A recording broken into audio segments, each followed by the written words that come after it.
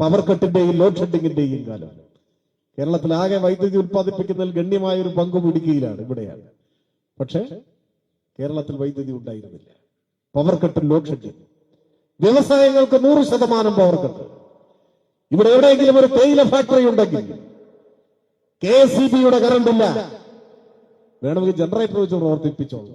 അതാണ് 100% കട്ട്. അങ്ങനെ ഒരു നാടായിരുന്നു കേരളം. ആശുപത്രികളിൽ മരുന്നില്ല, ഡോക്ടർമാരില്ല, ചികിത്സയില്ല. ഇപ്പൊ വന്ന മാറ്റം എന്താ?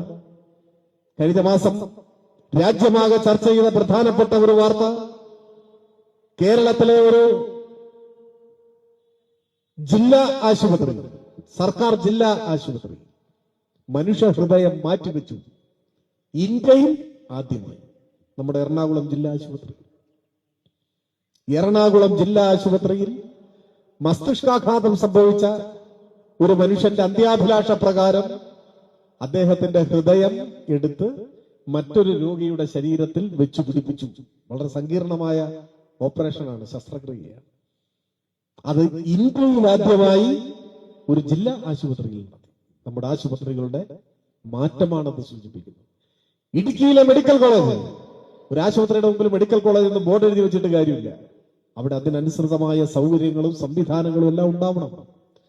4 സർക്കാർ മെഡിക്കൽ കോളേജുകൾ പത്തനംതിട്ട, ഇടുക്കി, വയനാട്, കാസർഗോഡ്.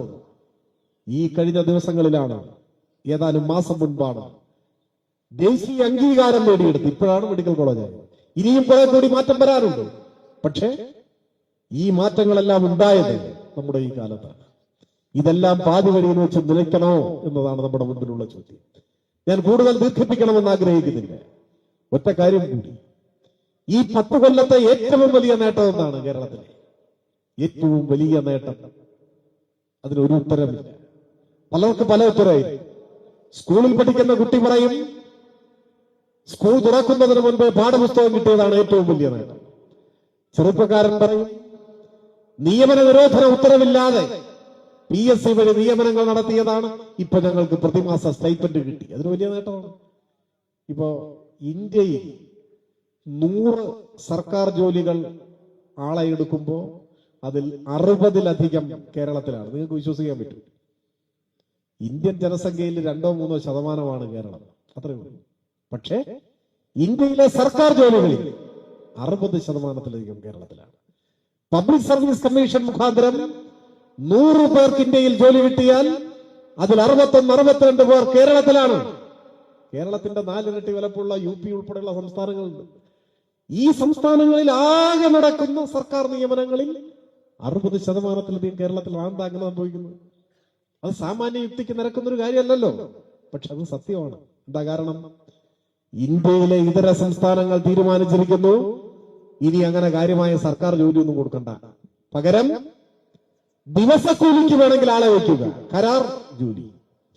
നമ്മുടെ തൊഴിലുറപ്പ് പദ്ധതിക്കൊക്കെ പോലെ കരാർ ജോലി, തുച്ഛമായ വേതനമേ ഉണ്ടാവും, പെൻഷൻ ഉണ്ടാവില്ല, മറ്റാനുകൂല്യങ്ങളൊന്നും ഉണ്ടാവില്ല.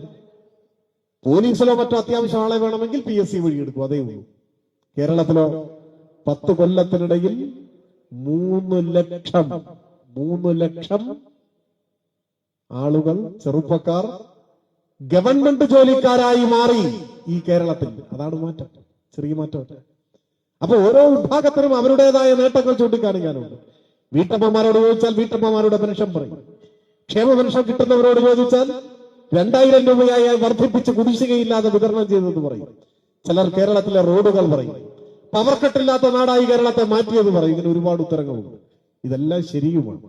എന്നാൽ ഇതുപോലെ ഒരിക്കലും മറന്നുപോകാൻ പാടില്ലാത്ത, അഥവാ ഏറ്റവും വലിയ നേട്ടങ്ങളിലൊന്ന്, കേരളത്തിൽ സമാധാനമായി ജീവിക്കാം എന്നതാണ്. സമാധാനമായി ജീവിക്കാം. അപ്പൊ നിങ്ങൾ കരുതി ഇത് വലിയ കാര്യമാണോ? ആണ്. ഇന്ത്യയിൽ ഇത്രമാത്രം സമാധാന അന്തരീക്ഷം, നിർഭയമായി ജീവിക്കാനുള്ള അന്തരീക്ഷം, സംതൃപ്തമായി നിർഭയമായി ജീവിക്കാനുള്ള അന്തരീക്ഷം മറ്റെവിടെയില്ല. ഓരോ സംസ്ഥാനത്തു നിന്നും പുറത്തു വരുന്ന വാർത്തകൾ എത്ര വേദനാജനകമാണ്. മനുഷ്യർ തെരുവിൽ കൊല്ലപ്പെടുന്നു, ആക്രമിക്കപ്പെടുന്നു. മതത്തിന്റെ പേരിൽ, ജാതിയുടെ പേരിൽ, വിശ്വാസത്തിന്റെ പേരിൽ, കഴിക്കുന്ന ഭക്ഷണത്തിന്റെ പേരിൽ മനുഷ്യർ കൊല്ലപ്പെടുന്നു. എന്തൊരു ലോകമാണ്! ഇദ്രിസ് പാഷ കൊല്ലപ്പെട്ടത് തൊട്ടടുത്ത് കർണാടകയിലാണ്. ഉത്തരേന്ത്യയിലെ കാര്യം മാത്രമല്ല, ഇങ്ങ് വന്നു, അതിർത്തി വരെ എത്തി നിൽക്കുന്നു. മലയാളിയായ ഒരു ചെറുപ്പക്കാരൻ അഷറഫ്, പട്ടാപ്പകൽ മൃഗീയമായി അയാളെ അടിച്ചു കൊന്നത് കേരളത്തിന്റെ അതിർത്തിക്കപ്പുറത്ത് മംഗലാപുരം, അതും കർണാടകയുടെ ഭാഗമാണ്, കോൺഗ്രസ് ഭരിക്കുന്നിടത്താണ്. അതിർത്തി വരെ എത്തി. ആൾക്കൂട്ട കൊലപാതകങ്ങൾ, വർഗീയ സംഘർഷങ്ങൾ, വിദ്വേഷത്തിന്റെ രാഷ്ട്രീയം. കേരളത്തിൽ പക്ഷെ 10 കൊല്ലമായി വർഗീയ കലാപങ്ങളില്ല, പോലീസ് വെടിവെപ്പുകളില്ല, സംഘർഷങ്ങളിൽ കൊല്ലപ്പെട്ട മനുഷ്യരുടെ അനുഭവം ഇവിടെയില്ല. അതെന്താണ്? കേരളത്തിലെ വർഗീയവാദികളെല്ലാം വിസയെടുത്ത് ഇന്ത്യ വിട്ടുപോയോ? ഇല്ല. എല്ലാ വർഗീയവാദികളും ഇവിടെ ഉണ്ട്, നമ്മുടെ നാട്ടിലുണ്ട്. പക്ഷെ മാളത്തിൽ ഒളിച്ചിരിക്കുക, പുറത്തിറങ്ങാൻ പറ്റില്ല. എന്താ കാരണം?